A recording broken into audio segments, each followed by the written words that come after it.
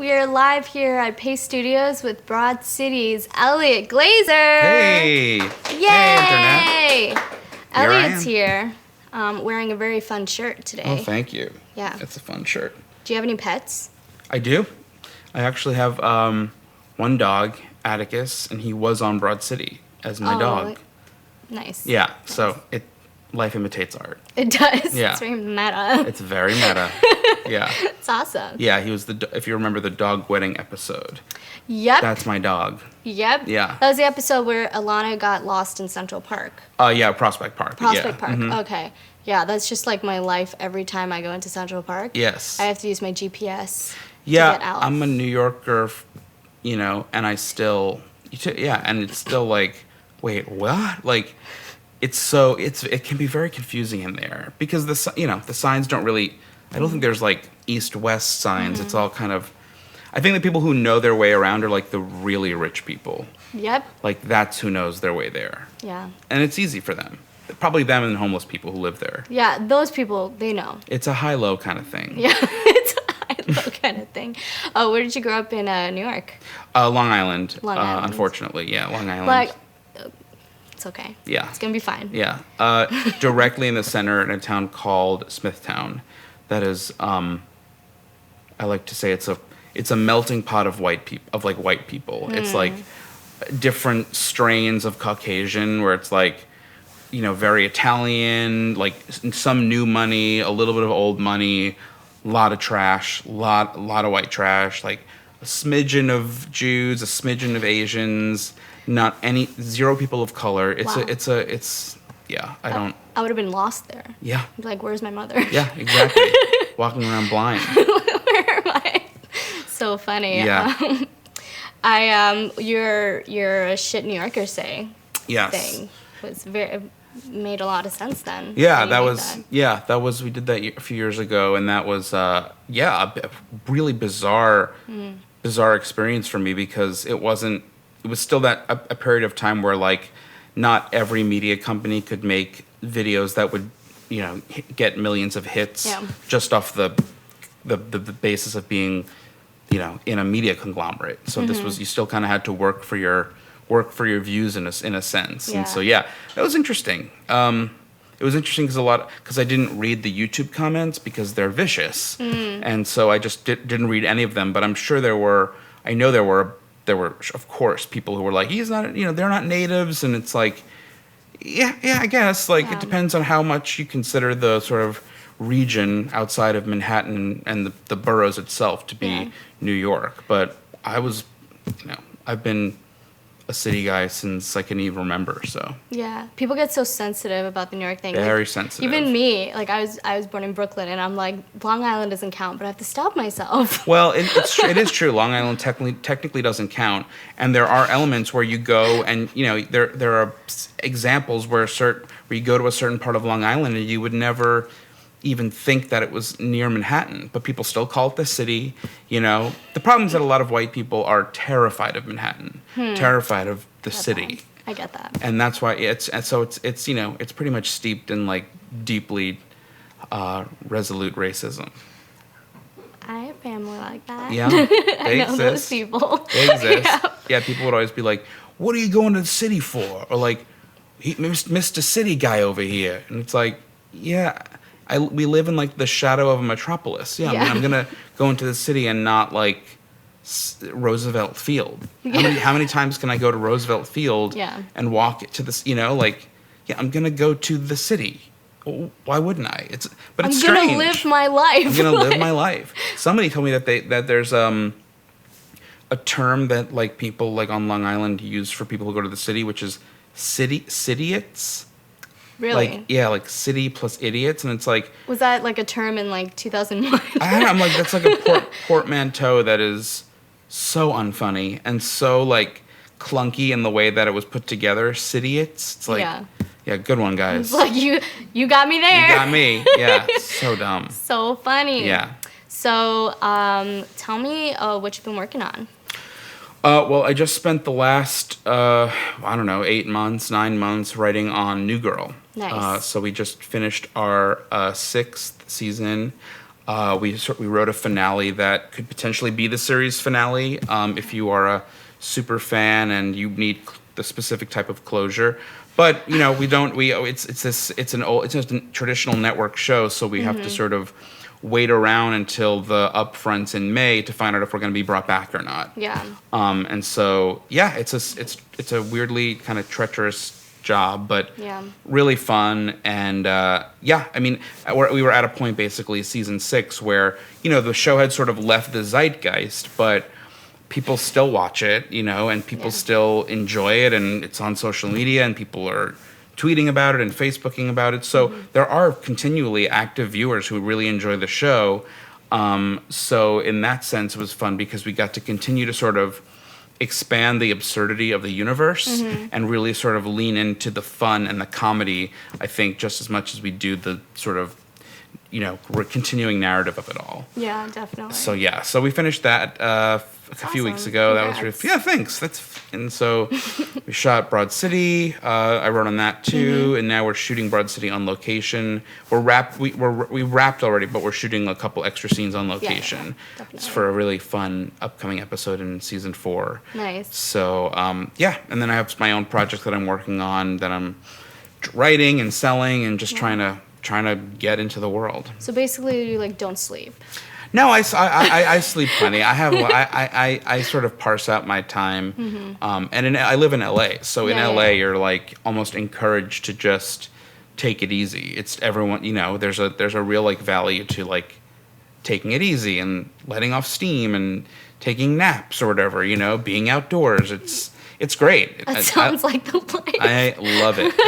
I don't really, I love it so much. And, it's nice to come back to New York, where I'm from, and see family and friends. And I did the monologue at Ass Cat last night at UCB, which is fun. And I've done that before. So it's a nice sort of welcoming back, to come back and do something that prestigious. And, and I have my show, of course, Haunting Renditions Live, which I'm doing at the Bell House in Brooklyn on Thursday. Nice. So that's sort of the point of this trip. And so I do that here.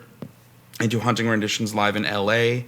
The next show is at the Virgil on June 10th. June 10th. And then, and I do it at festivals. So I'll be at the Colossal Cluster Fest.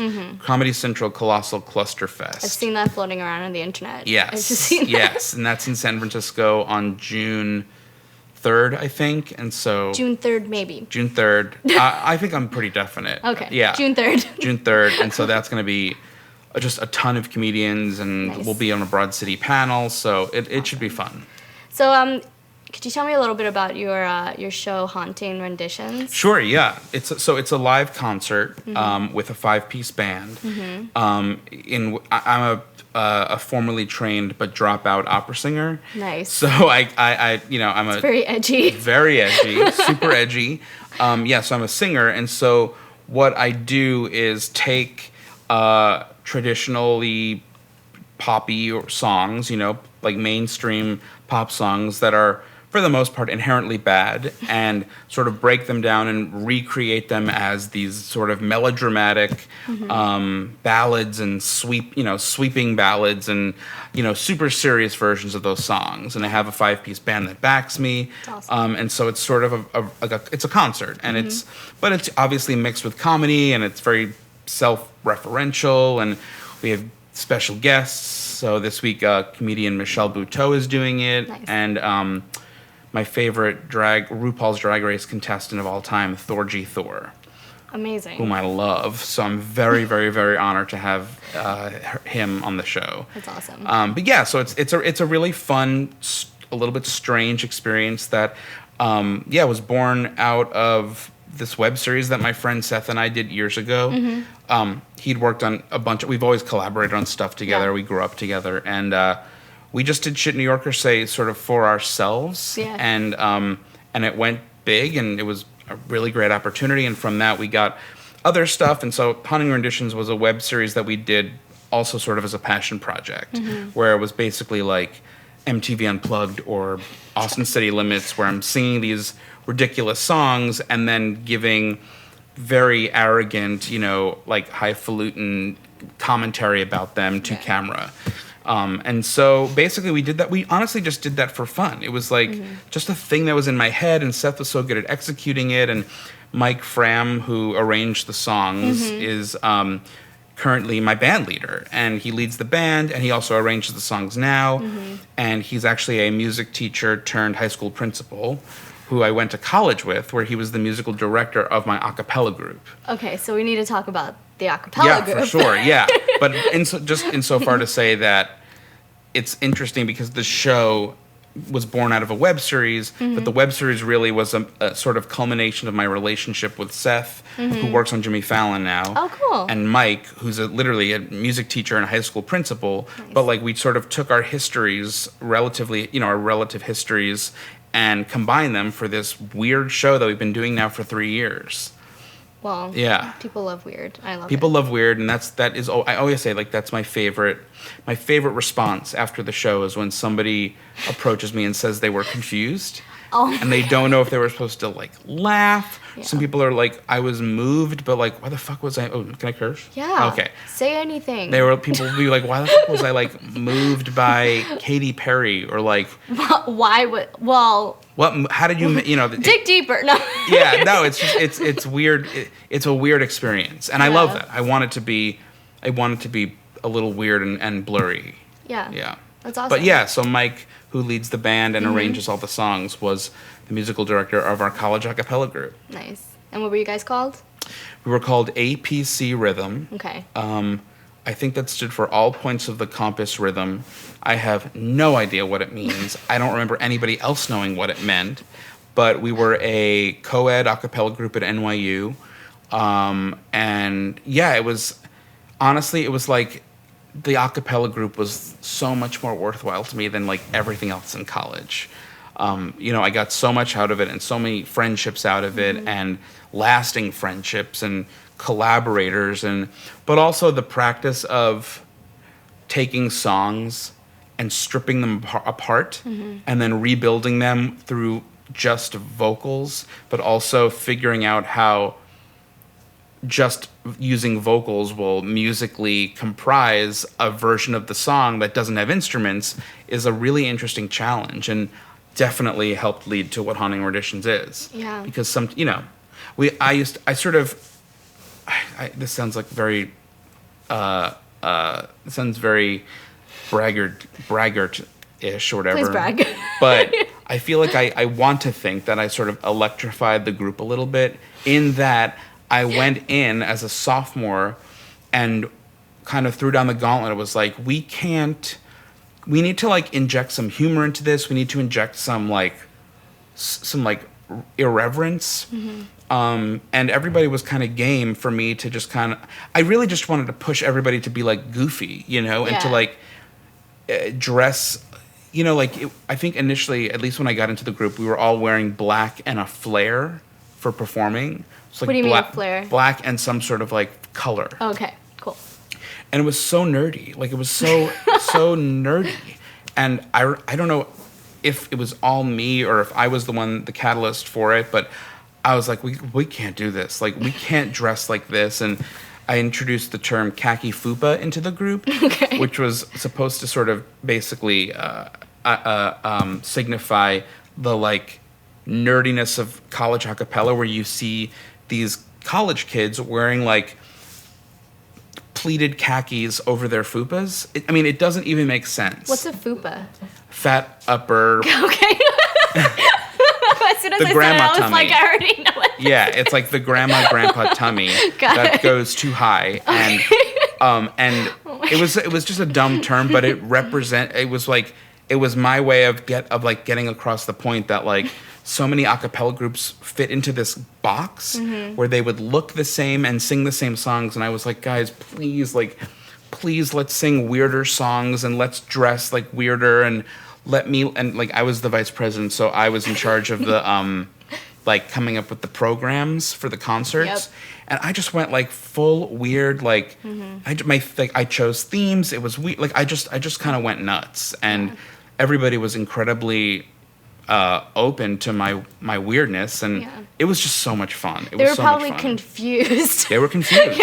Yeah, but nonetheless, incredible people, and to this day, I'm still friends with a bunch of them, including Mike. Yeah.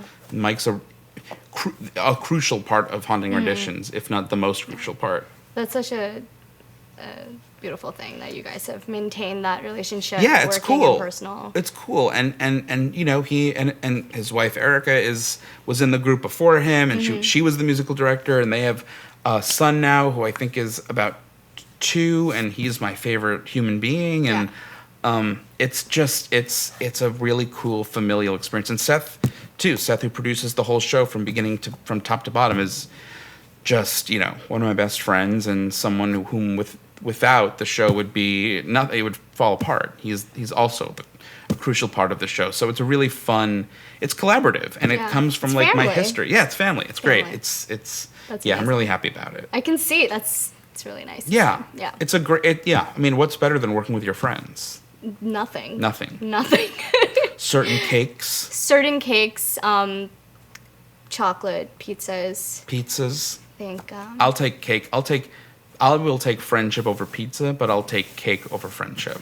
Okay. I agree. Yeah, it's important. Yeah, I go through stages where I'm just like craving the salty. Yeah, I'm not a savory guy. I mean, Yeah. I like cheese or whatever. It's like enjoyable, but like, I want cake, man. I want spongy.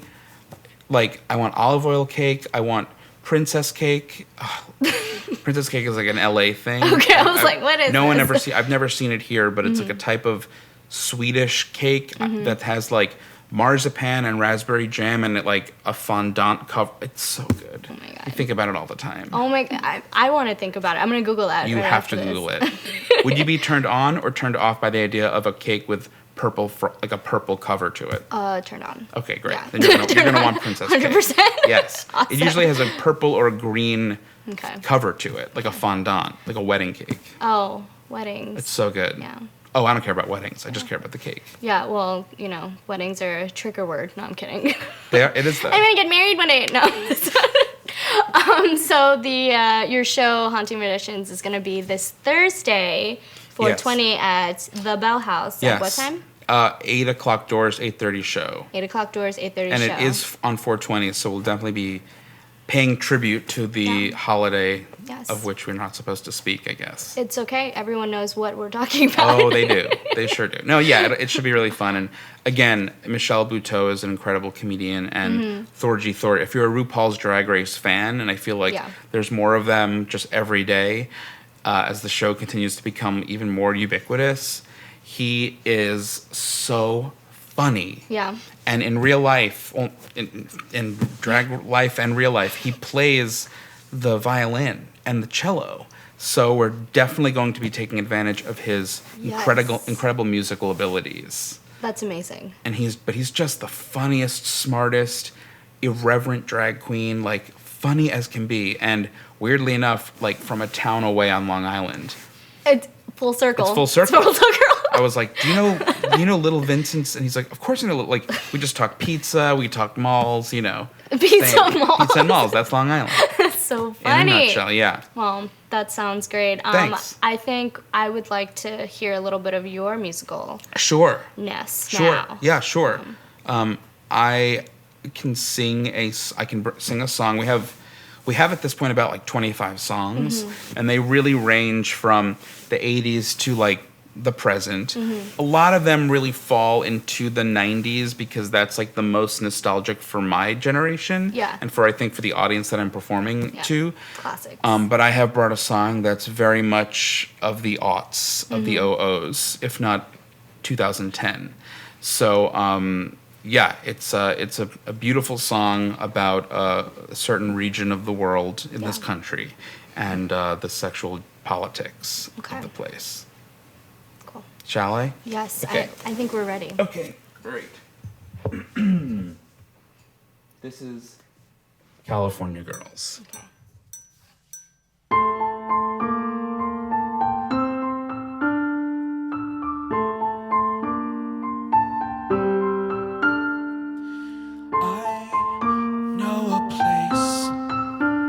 Where the grass is really greener, warm, wet and wild. There There must be something in the water. Sipping gin and juice, laying underneath the palm trees. The boys break their necks, trying to creep a little sneak peek at us. You can travel the world, but nothing comes close to the Golden Coast. Once you party with us, you'll be falling in love.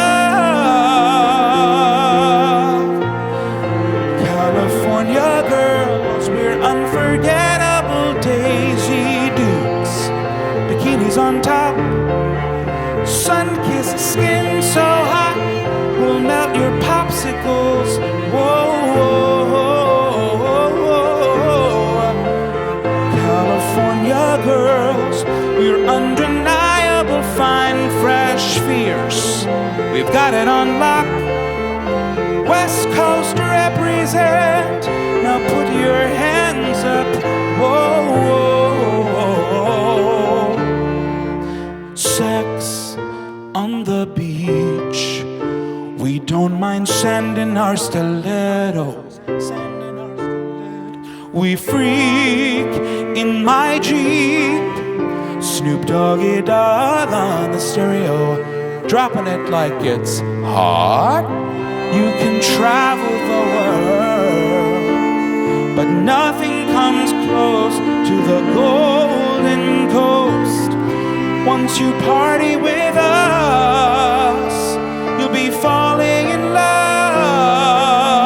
love. California girls, we're unforgettable Daisy Dukes. Bikinis on top, top, top, top, sun-kissed skin so hot, we'll melt your popsicles. Whoa, whoa, your popsicles.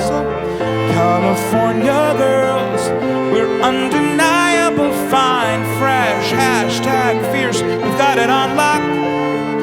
West Coast to represent.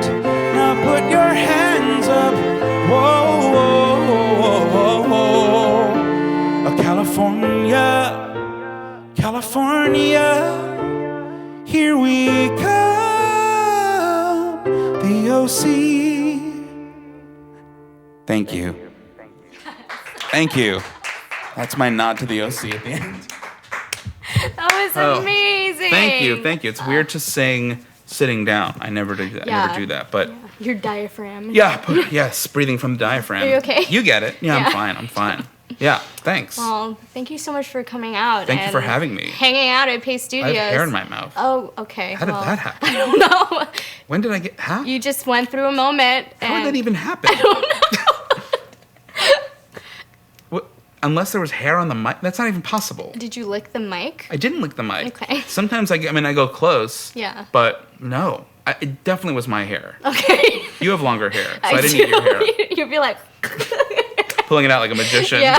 You'd be like, look what I have. No, I don't know, but it's gone. It's gone. It's gone. Well, I hope you guys catch Haunting Renditions on Thursday 4/20 at 8 p.m. or doors at 8 p.m. And show starts at 8:30 at Yeah. the Bell House. Yeah, I hope to see you there. Please come out. Yes, Be yes, fun yes. fun to have you. Yay! Thank you so much. Oh, thank you. Peace.